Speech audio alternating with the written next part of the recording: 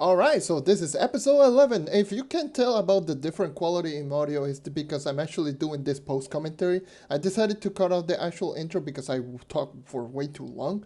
And I just decided, you know what, I'll just cut off the intro and just make this a little bit of a shorter intro.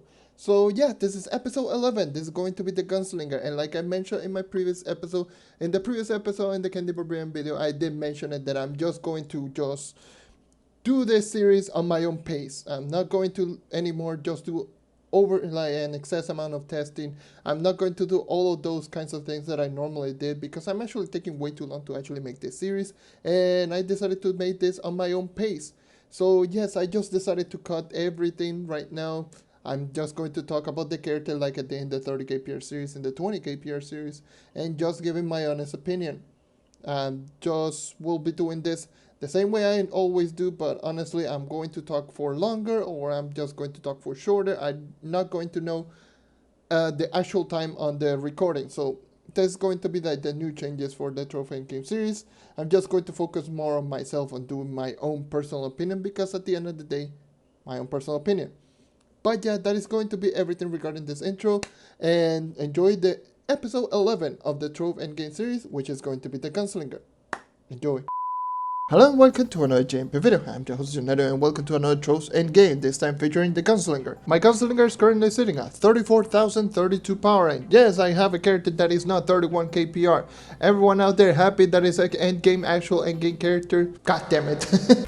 So yes, this is my Gunslinger. You already know that this is the character that is my second highest, my speedrun characters, and you're seeing the stats right now on screen. And since this is a speedrun type character, you're going to see that the light is a little bit lower than usual. But it's whatever, I'm not going to do a lot of gem swapping just for this video. There's no point in doing so. And considering that the way that I actually lost my fully augmented light gem, it was through gem swapping. Yeah, I'm not going to take that risk, not again. It's not worth it. So yes, I'm still using the speedrun type build character, like this build that I normally rock on speedrun. The only thing that I did change is the emblems, the flask, and the ally. I think I still have the same ally, which I'll change it in a little bit, and also the subclass. That's also another thing that I actually have different. I also have food, because why not? So, let's move on into gear. I have a fully maxed out Crystal level 3 critical damage and attacks with all pieces of gear. Like I mentioned, this is the gear that I use for speedruns and I use it for Shadow Tower.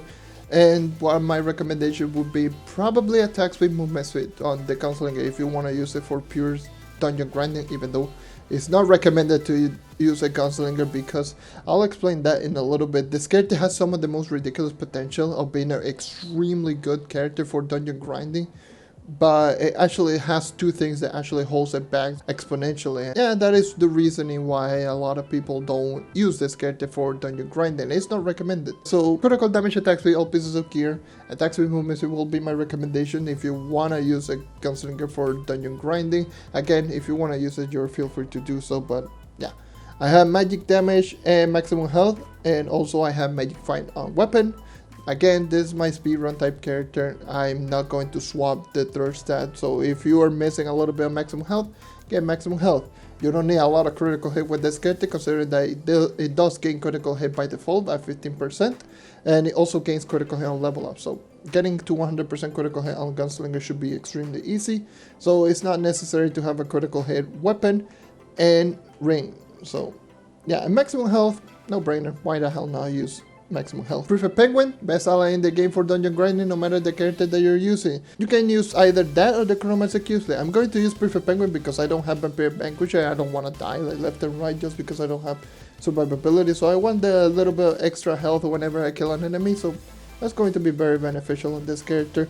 So I will be using Prefect Penguin. It's the best ally in the game for magic damage character for dungeon grinding in particular. But if you want to use Chronomancer Cusley, you can feel free to do so. I'll probably just change this food to the one-shot punch per little food, so I can get a plus 20% cooldown reduction, so I can have more ultimate abilities. Chronomatic Emblem, it is essential with this character because you will be using ultimate abilities like crazy. Since I don't have movement speed gear, I will not be using Trailblazing, so I'll be using Arcane. Yes, I will be using Arcane on a character that has some of the most ridiculous DPS, but it actually does help out in actually one-shotting enemies with blast jump. So considering that using blast jump is actually very beneficial to actually kill 1-star bosses or world bosses, it's not too bad. I also have the legendary banner. Like I mentioned, I will be using this for every single character moving forward. Energy regen Stellar 5 ring. I want to get as much energy regen as possible, and yeah, why not use this to spam blast jumps? So why not? So yeah, that is going to be the gear that I'll be rocking with this character. My recommendation would be probably use still use energy regen on ring. Use maximum health on hat and face, or magic find if you need to. Prefect Penguin, probably change it into Chrono Cubesly, or probably just use Prefect Penguin so you can use movement speed gear with attack speed, so you can just get the highest movement speed potential possible. Use, instead of Arcane, use something like Trailblazing, and use Chronomatic and Trailblazing so you can use ultimate ability more often. And the ultimate ability with Trailblazing is, like, without Arcane, it's more than enough. It actually just destroys everything really quickly. And use the purple food instead of the Q-Bash one. So yeah, I will be using the Mountain Cavalry Knight subclass because I don't have movement speed gear and I want as much movement speed as possible. And the other one might be just use the Lunar Lancer subclass if you have attack speed gear. Anyways, cut your exclusive pile, my own personal choice.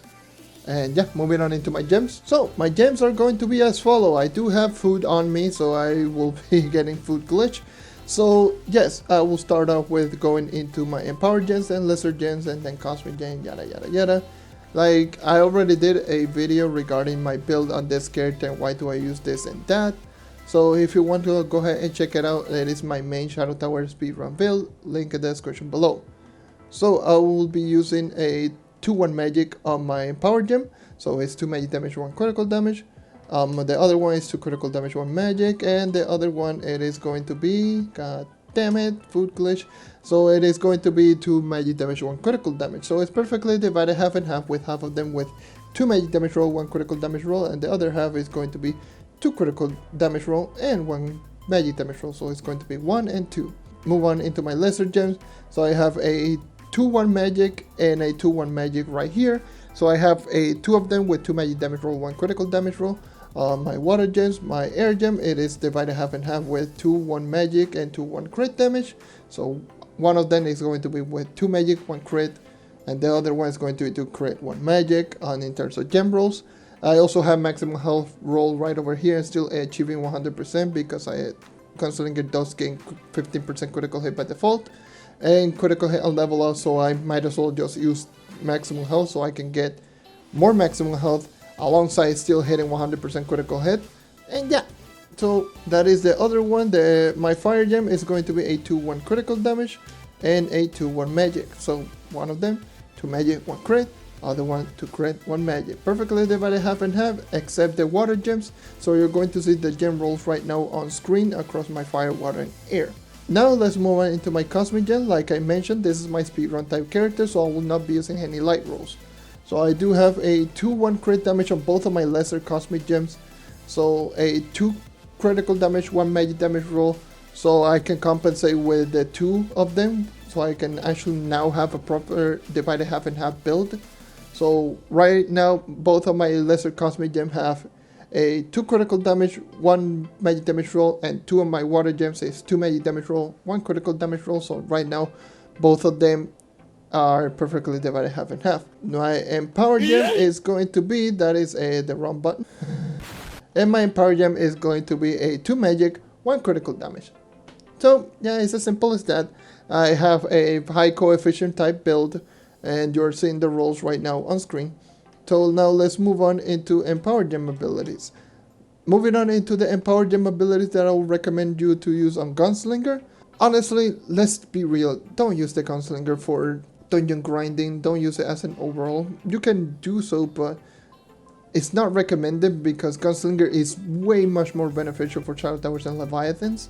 You're better off just using the Gunslinger for those type of things, but you can use whichever character that you want. But honestly, my recommendation is not use this character for dungeon grinding because it actually does have some big flaws. I use Berserk Battler and I use Stinging Curse, Spirit Search, and the class gem.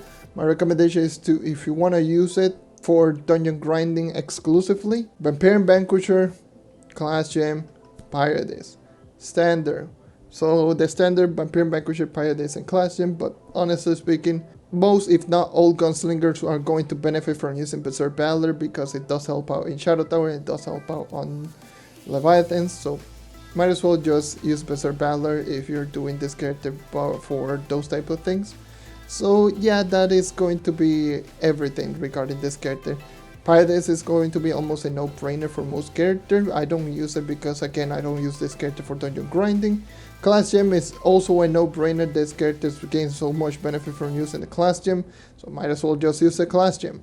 So yeah, that's going to be the standard that you should be using Gunslinger. So yeah, that is everything regarding all of my gems. I will be moving into Uber 10, right? And I crash. Bruh. Isn't crashing fun? Alright, so what do I think of the Gunslinger? God damn it. So what do I think of the Gunslinger endgame? So as always, let me know in the comments below, what do you personally think of the Gunslinger endgame, especially on dungeon grinding? Do you think it's a good class? Do you think it's bad? Do you think it's recommended? And do you think it's not recommended for Uber 10 grinding? And let me know why. You can pause the video right now. Alright, welcome back.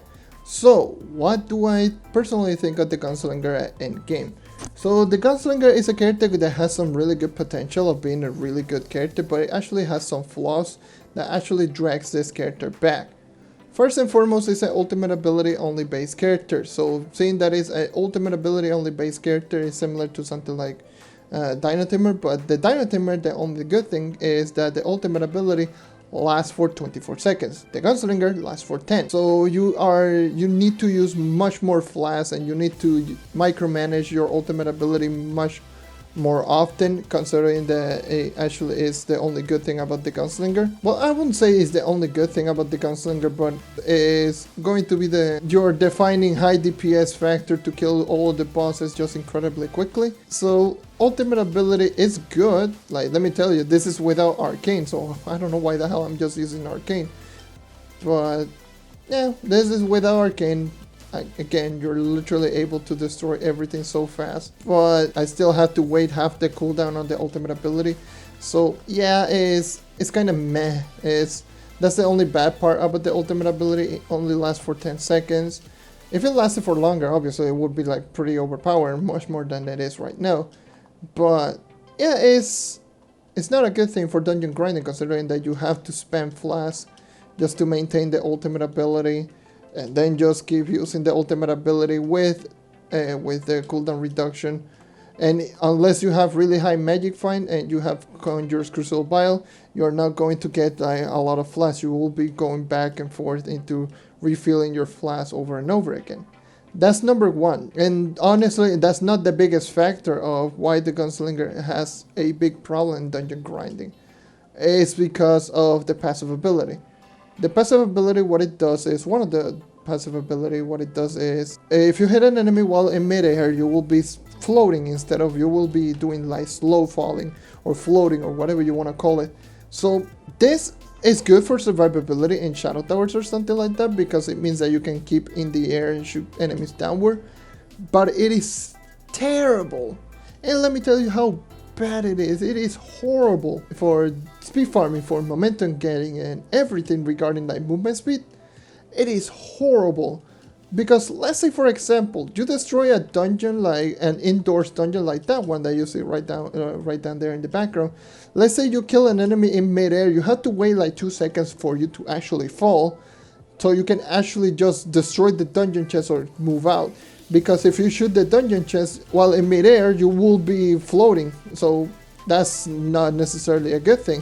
That is terrible. That is actually really bad, because you have to wait 2 seconds, and it actually just it is a really big deal, considering that this character has some of the most ridiculous potential.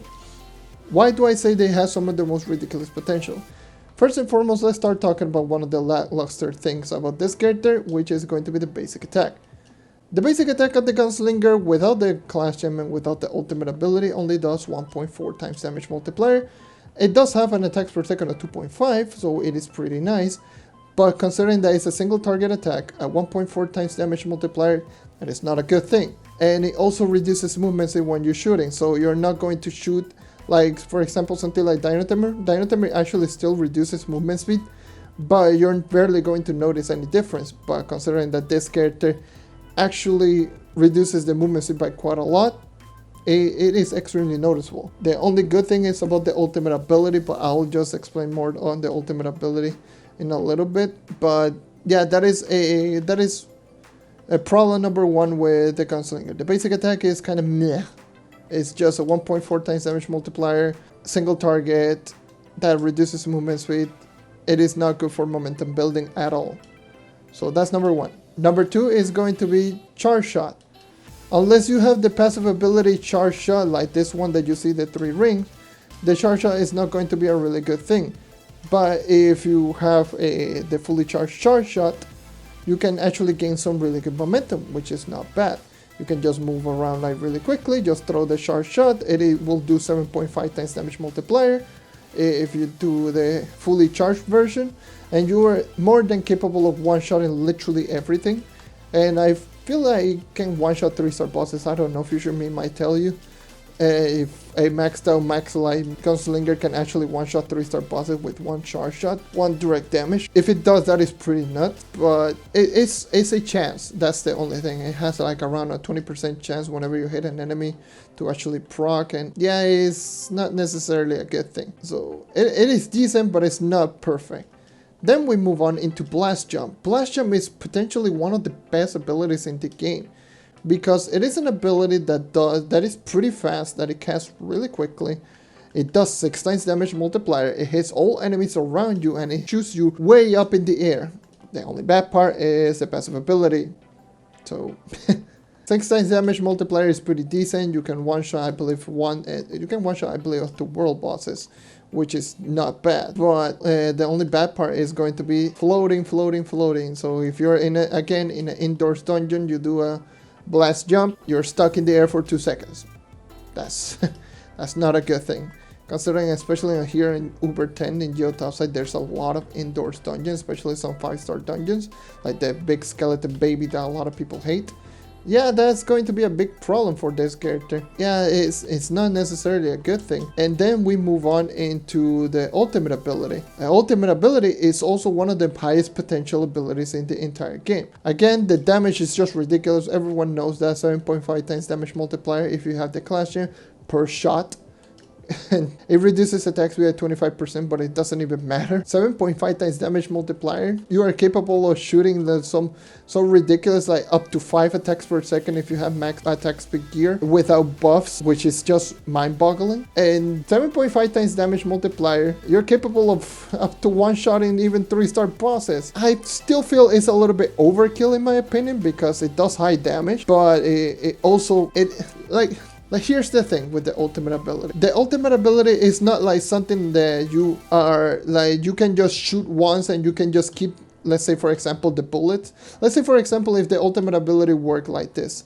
So if the ultimate ability, you have a total of 30 shots with the ultimate ability. If it worked like that, then it would have been a lot better for dungeon grinding, because it means that you can just shoot the enemy once and just keep getting the buffs, and it will make you last more than 10 seconds, and it's going to be really good if it was like that. But since it is something like you activate it and then you are fully committed on just shooting fully charged charge shot for 10 seconds, yeah, it's not particularly a good thing for dungeon grinding, because you're committing way too much just for one enemy, and yeah, that's not necessarily a good thing. So yeah, that is one thing regarding the Gunslinger. Note, everything that I mentioned right here, the damage is just absurd. I'm not trying to just dish out on the Gunslinger and say that it's completely a useless class.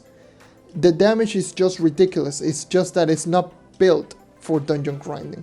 That is the message that I'm trying to convey and try to come across. It is not a dungeon exclusive grinding character. Like for example, Neon Ninja is not a good Shadow Tower character, but the Neon Ninja on dungeon grinding is unmatched. This is like the Neon Ninja but for Shadow Tower. There's a character that is almost unmatched in DPS and everything regarding Shadow Towers, but in dungeon grinding it's just not good. It kills enemies way too fast, but at the same time you're committing way too much just for one enemy. It's not like certain characters, like for example, let's take for example the Neon Ninja. The Neon Ninja, the Shuriken is the main damaging ability, and you can literally just throw it down on every single dungeon. This one, unless you're rocking extreme high cooldown reduction, spamming flashlight left and right, you're not going to do this really quickly. Like, you're not going to maintain ultimate ability every single dungeon.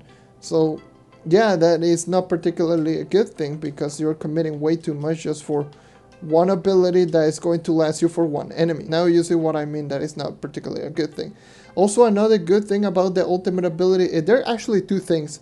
When I actually did use this character for Uber 9 dungeon grinding with max movement speed, it was hilariously fun with this character, because this character's ultimate ability, if you didn't know, it actually does gain you a plus 20 movement speed. So seeing that it gains you a plus 20 movement speed, not only gives you a plus 20 movement speed, it makes you pretty much ridiculous amounts of damage, but other than all of that, you are not losing any movement speed when you're shooting. You're moving at full 100% movement speed when you're shooting. That is absurd, by the way. That is literally the best momentum in the game. No, there's no question about that. If you have full movement speed gear, ultimate ability Gunslinger, you have the best momentum in the game. The only bad part about it will tie with Fate Trickster or one-shotting characters that are ranged. But this one is a lot better because of the AoE that it grants. So even if you do miss the enemy, the AoE is more than enough to actually one-shot the enemy. So it is just ridiculous. The Gunslinger's ultimate ability giving you a plus 20 movement speed, giving you some of the most ridiculous AoE, not losing any movement speed whatsoever when you're shooting, and the ultimate ability is just absurd. But there's a problem. Aside from the 10 seconds duration, the passive. You're going to notice that very frequently with the Gunslinger. The passive ability, the one that makes you float, awful on the Gunslinger, because if you're shooting and if you just press the button once, you're screwed. You're pretty much stuck in the air for 2 seconds. And that's not a good thing. That actually loses all sorts of momentum. Yeah, it actually just has so many good things, but at the same time so many bad things. The blast jump, it is an amazing ability, but it has the passive ability, so you're floating for 2 seconds. The ultimate ability has some of the most ridiculous damage, movement speed increase and momentum gaining, but the passive ability and also the 10-second duration are a bad thing because you're committing too much. Then the basic attack is kind of meh, but it's not a big deal because you already had 2 really good abilities, 2 really solid abilities in blast jump and in the ultimate ability. And considering that this character has some really good attacks per second at 2.5, well, literally the best out of the all attack speed based character, is literally the best one in the game. And considering that it's 2.5 attacks per second, it means that you can actually just destroy dungeon chests and destroy everything so fast. So you're barely going to lose any movement speed, but the only bad part is going to be the passive ability. That is the only drawback that I see with this character. And that is why that I actually did use this character with max movement speed, and it wasn't working. It really wasn't working. The passive ability was more of a hindrance than actually a benefit at this point, because let's say for example you're destroying everything and then you move on and let's say for example you're in this dungeon,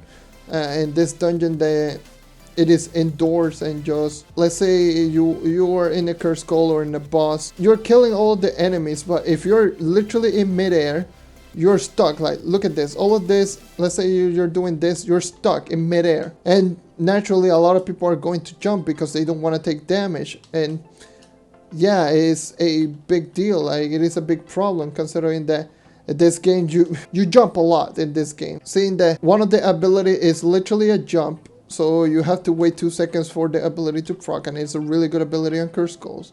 And then you have the ultimate ability, so if you manage to hit an enemy mid-air, you're stuck in the air for 2 seconds. It actually just destroys the momentum altogether with this character.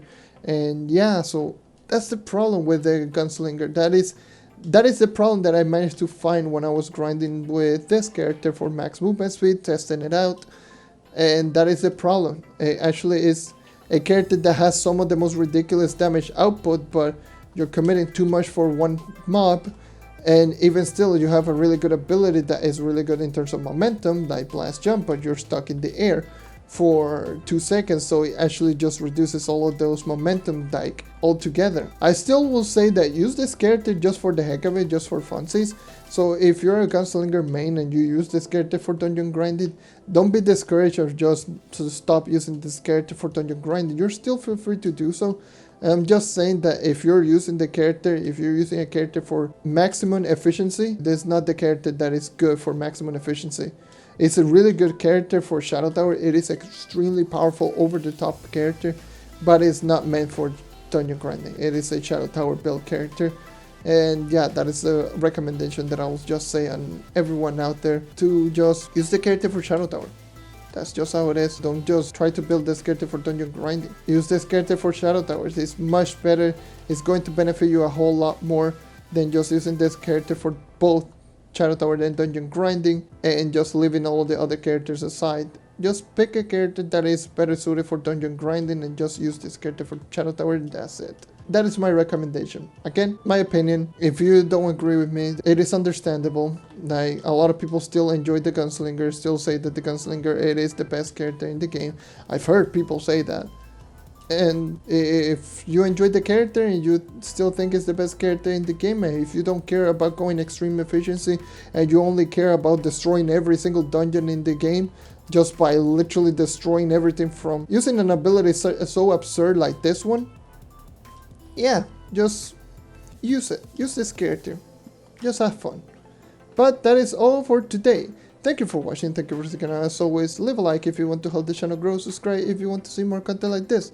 And that is all for today. Once again, thank you for watching, and I hope to see you next time. Take care and keep on hunting, and I'll leave you with the Into the Deep changes with the Gunslinger. So yeah, alright, so now let's move on into the Gunslinger changes from the Into the Deep. Not a whole lot of changes with the Gunslinger, so it is going to be 2 changes notably. Number 1 is going to be that the level 3 shard shot, or the shot that you throw with the ultimate ability, now can one-shot 3-star bosses directly with Arcane. That is pretty nuts, not gonna lie. So it means that literally the Gunslinger can one-shot everything with the level 3 shard shot. It shouldn't be a problem because the Gunslinger is already shooting so fast, but you can keep that in mind. You are capable of one-shotting literally everything if you hit it directly with a level 3 shard shot. So yeah, that is number 1. And then number 2 is going to be a really good one, which is going to be Blast Jump. Blast Jump can now one-shot world bosses with Arcane Emblem. That is not bad, because Blast Jump, it is a really good ability, and considering that right now that it actually can kill world boss, it means that the Gunslinger can now have some really good momentum in open field. It's still not as good in terms of like dungeon grinding, but in open field, just moving from dungeon to dungeon, if you have high enough movement speed, you can actually just kill everything with one Blast Jump. But for the most part, you're using the Gunslinger to throw with the ultimate ability. But yeah, those are the 2 changes with the Trove Into the Deep regarding the Gunslinger and the new torches with 6719 light. And yeah, that is all for today. Thank you for watching, and that is all for today. Farewell.